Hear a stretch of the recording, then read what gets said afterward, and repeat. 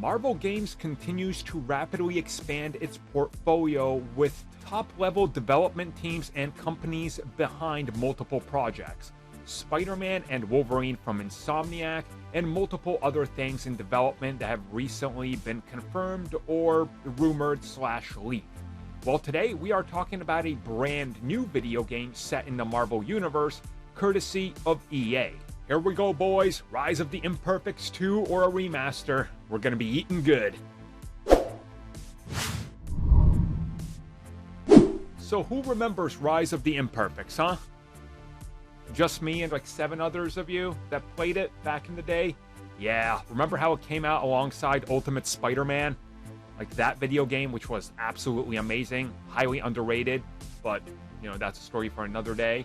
Anyways, though, there's been a couple things that have happened in the last couple days. Essentially, first we started to hear that EA has acquired a licensed Marvel property, but we didn't exactly have any info on what it would be.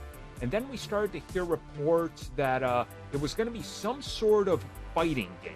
Now, many people jumped on the idea of NetherRealm Studios, the makers of Mortal Kombat and, of course, Injustice, but quickly you realize that can't happen because, well, they're not EA, they're WB.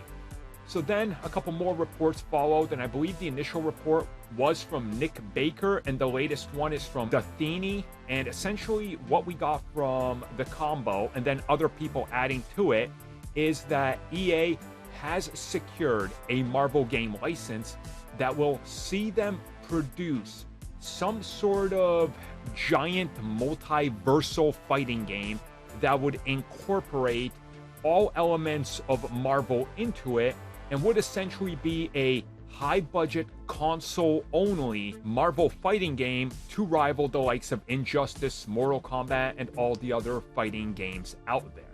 So, I honestly think that there's got to be something to this, and let me just kind of quickly explain this. NetherRealm would be great to make a Marvel fighting game, but they're kind of backed up against a wall with the WB acquisition, and they're not really going to be in the position to be making 3 games, because then every other game is going to have to come out like, what, 6-7 years after, especially paying licensing fees and everything to Marvel. If at one point they did discuss it, it's probably off the table now.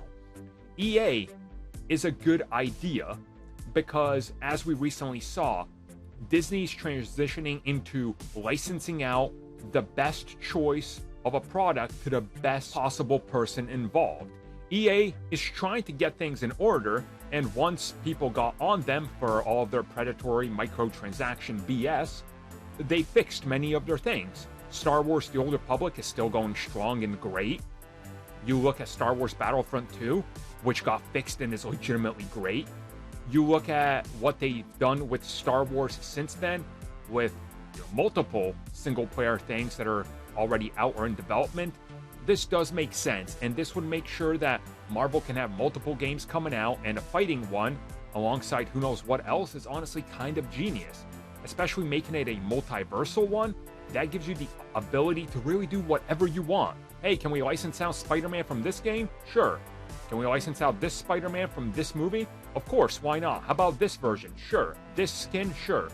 There's probably going to be microtransactions, but again, as long as the base game is good and there's a good story, I think we could get something real good here.